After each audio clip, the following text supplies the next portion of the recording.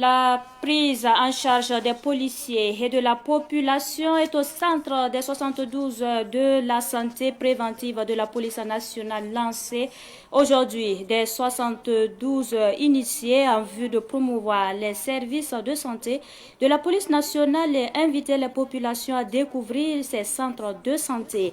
Elles sont placées sous le thème contribution des services de santé de la police nationale au bien-être des policiers et de la population. On en parle dans ce 18h45. Et puis, quota des femmes et la question de la représentation dans le gouvernement de la transition.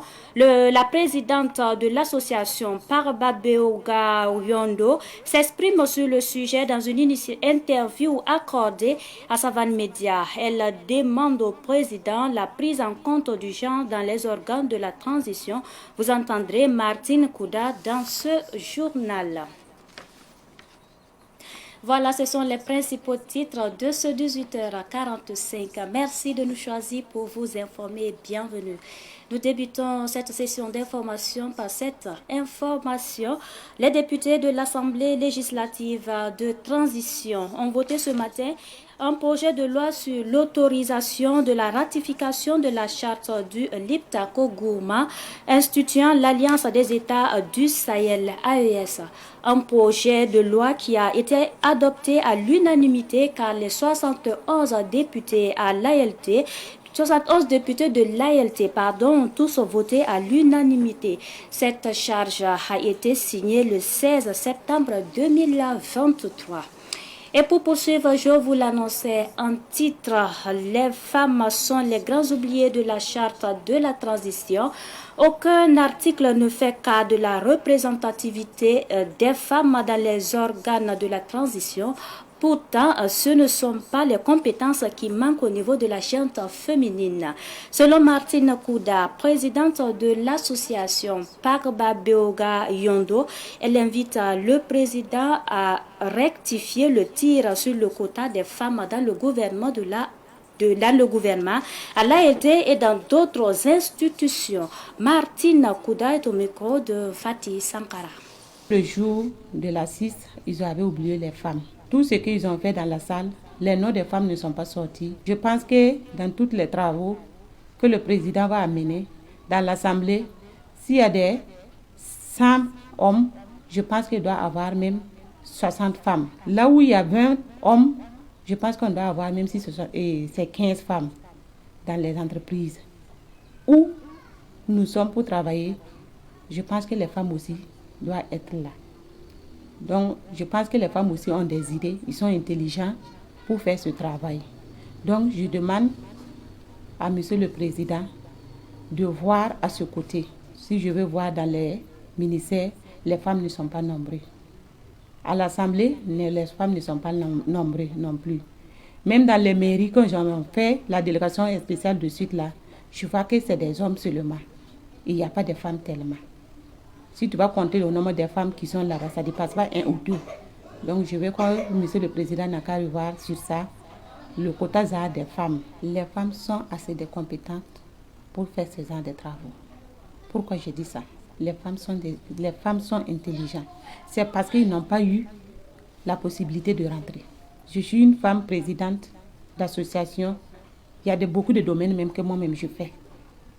Donc je pense que nous les femmes aussi on peut rentrer dans les entreprises et que nous on peut être à l'Assemblée, on peut être dans les ministères, on peut être dans les mairies pour donner notre contribution aussi pour pouvoir avancer le pays. Et puis le cercle des combattants pour la liberté continue de distiller son message de liberté et de développement. Le dimanche dernier, le cercle des combattants pour la liberté a installé son nouveau bureau dans la commune de Koundougou dans les Hauts-Bassins. C'est également une occasion pour lancer un vibrant appel à la jeunesse à s'investir dans l'entrepreneuriat agricole pour répondre à l'offensive agricole du gouvernement. Les détails avec Daouda Yamugo.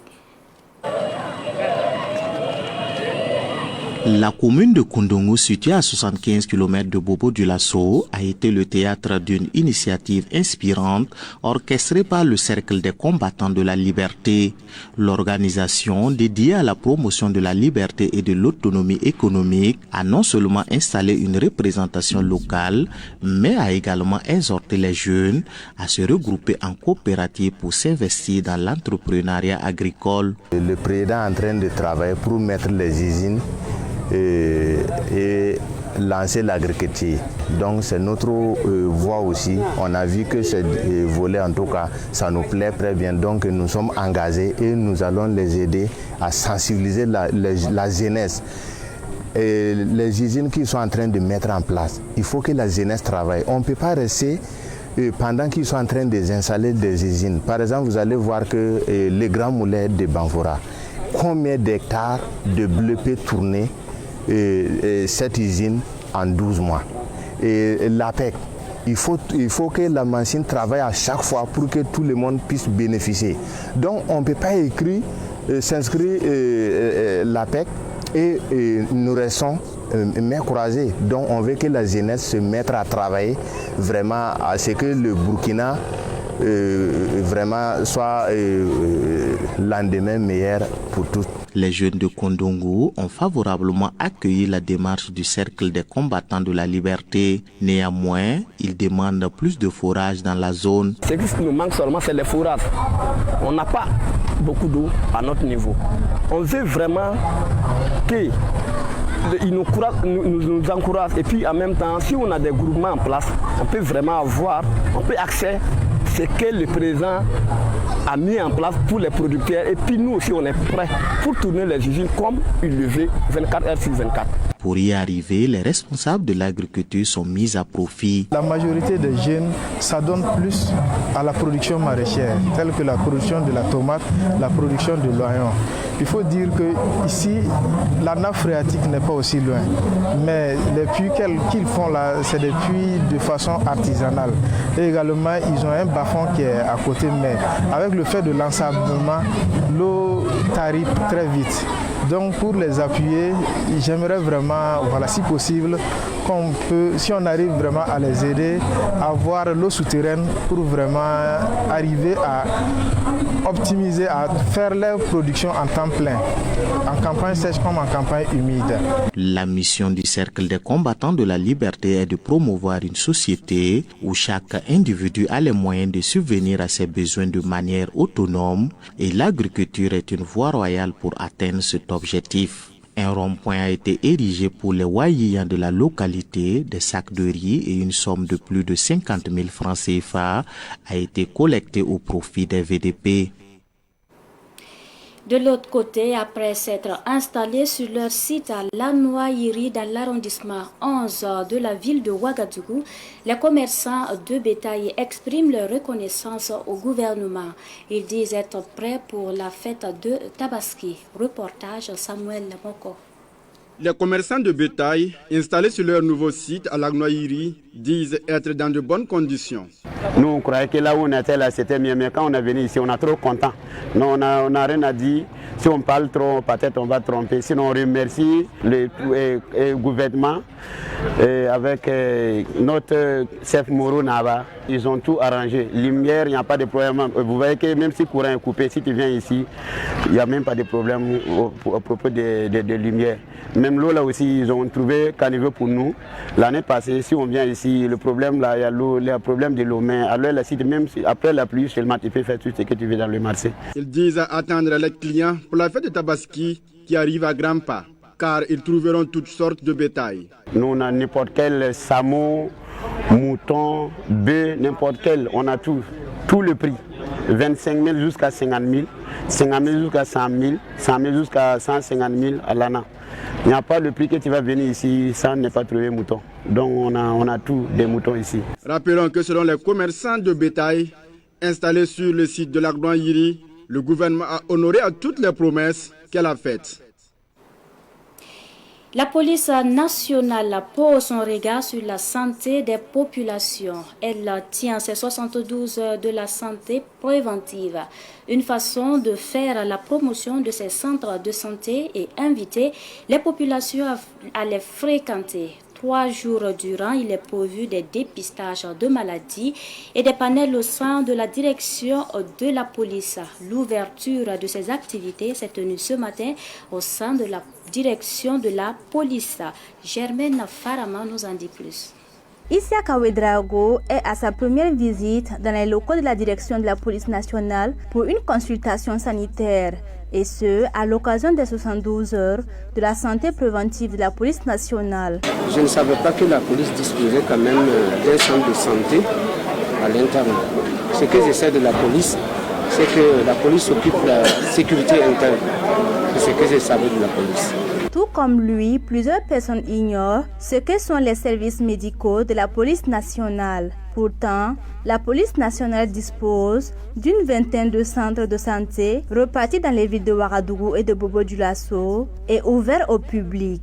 C'est justement pour vulgariser ces centres de santé que ces 72 heures de la santé préventive ont été initiés pour la première fois. Les services de santé de la police nationale sont effectivement méconnus, d'où cette initiative pour faire connaître ces services de santé à la police nationale parce qu'elle contribue aussi à la prise en charge sanitaire des policiers et de la population générale.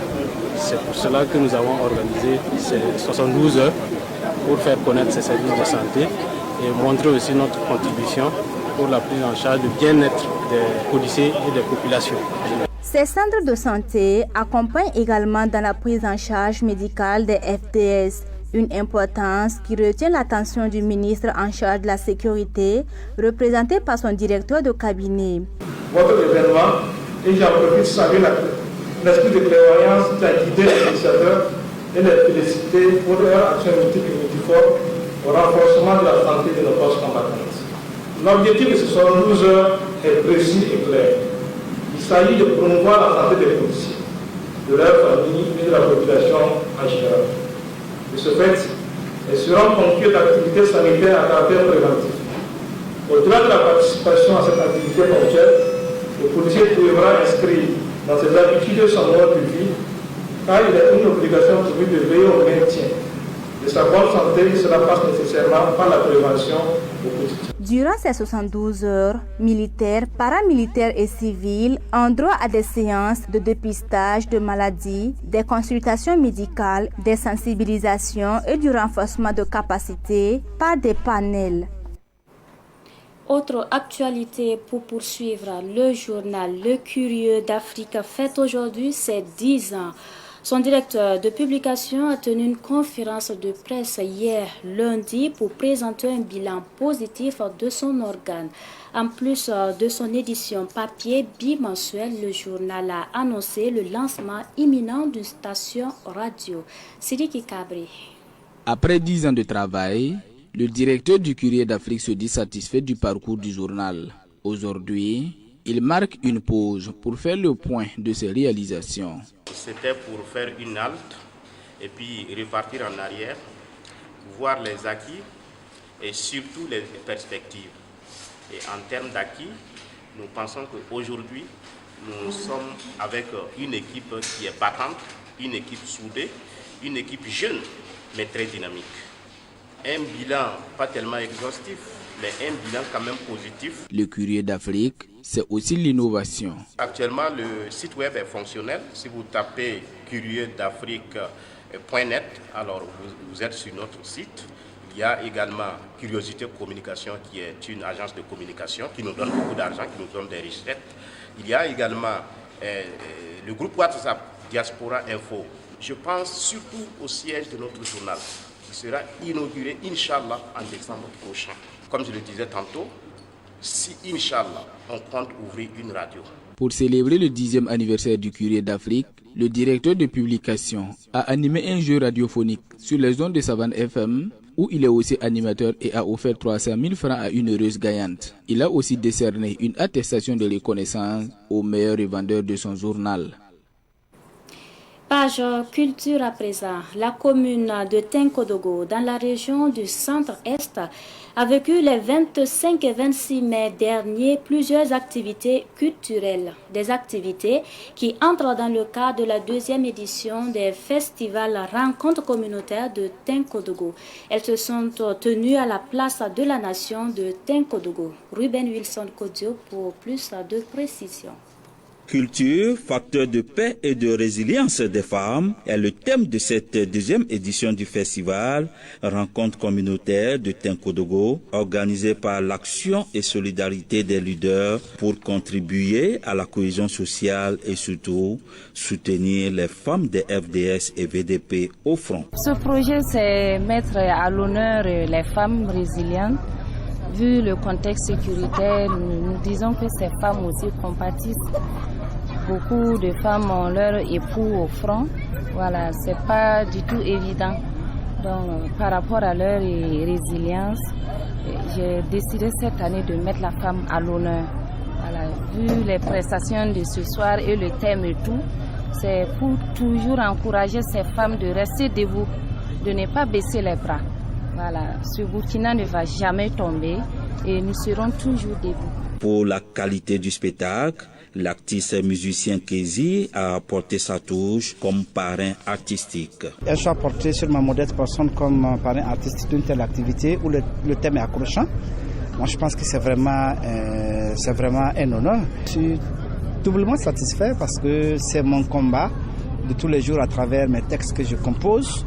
Et nous, les artistes, nous sommes les ambassadeurs. Et si on constate qu'il y a des gens qui apportent dans ce sens aussi, je pense que c'est un ensemble. Et c'est toujours un plus, bien sûr, de sensibiliser, d'inviter les gens au patriotisme. Un événement soutenu par les ministères en charge de la réconciliation nationale et de la culture, des arts et du tourisme. On était là à la première édition. La deuxième n'était pas évidente. Il faut dire que le comité et les membres de AS Leader ont tenu mordicus à tenir cette deuxième édition. Depuis un certain temps, la région du centre-est est éprouvée. Donc, ces genre d'événements, ça apporte du boom au cœur de la population et contribue en même temps à la résilience. La semaine a commencé avec la formation des femmes leaders en leadership.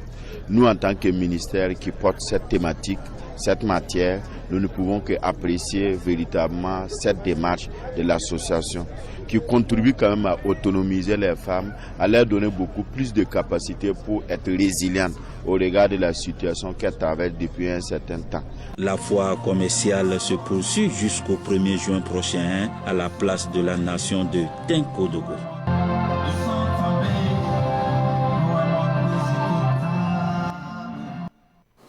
Et nous parlons cinéma à présent. Le réalisateur Oumar Dagnon a présenté son dernier film au cinéfilm. Il s'agit du long-métrage Djougou, le mal de l'ombre, un film qui traite principalement de l'amitié, de la haine et de la trahison.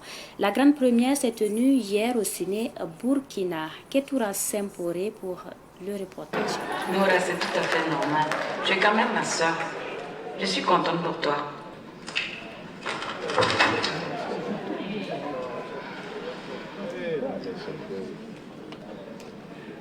Le salaud. Djougou, le mal de l'ombre. C'est l'histoire de Wendy et Noura, deux amies d'enfance.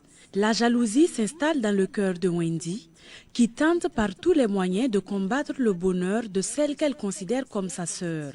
Entre jalousie, pratiques occultes, meurtres, Djougou, le mal de l'ombre, dépeint la face cachée de l'amitié. Les amitiés d'aujourd'hui, souvent, on rit ensemble, mais au fond, en réalité, il y a de la jalousie. Donc du coup, je me suis un peu inspiré de ça, en se disant que ce qu'on appelle l'ennemi, souvent il n'est pas loin, l'ennemi est juste à côté de nous. Moi, je suis en tout cas 90% ou 98% même satisfait en tout cas de l'œuvre. Commencé en 2021, ce n'est qu'en 2024 que ce film voit le jour. Une production qui n'a pas été de tout repos. On était parti pour, je pense, 3 semaines de tournage. Mais dans les 3 semaines de tournage, on a eu à faire 3 mois. Les finitions, c'était un peu compliqué au Burkina parce qu'on a tourné en 6K, donc il fallait partir à l'international. Tous les budgets n'étaient pas bouclés. Le film que vous venez de voir, c'est un film qui s'estime autour de 200 millions.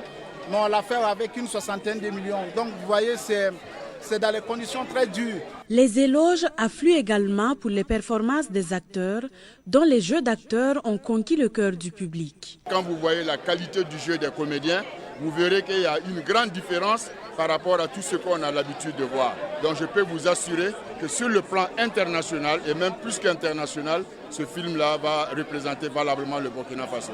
Pour les deux actrices principales, Rihanna Tazongo et Viviane Yanogo, qui campent respectivement les rôles de Wendy et Noura, ce film est une belle expérience. Ça m'a beaucoup stressée, mais grâce à Dieu, j'ai mis du temps. On a mis 1 mois d'apprentissage avec Mouna, avec Isaka Sawadogo, avec Oumar Dayon. On a travaillé en équipe.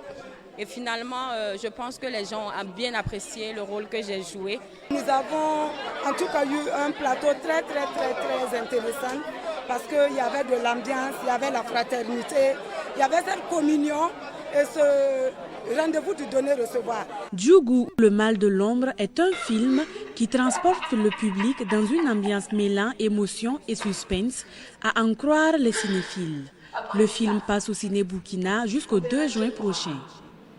Sa meilleure amie depuis des années, ou un inconnu qu'elle vient de connaître.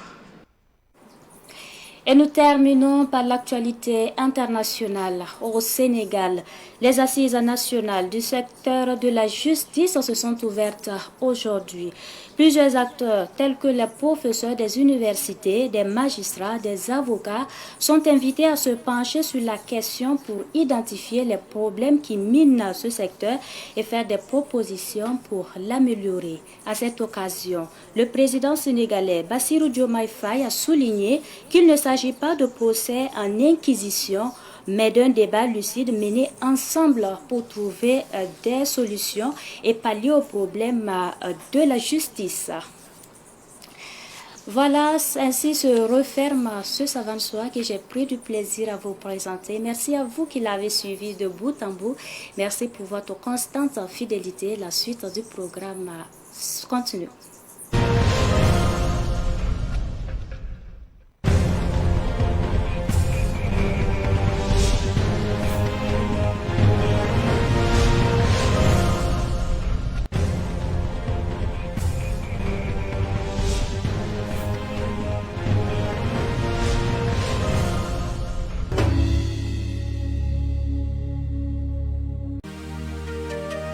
Viol le Barcelonais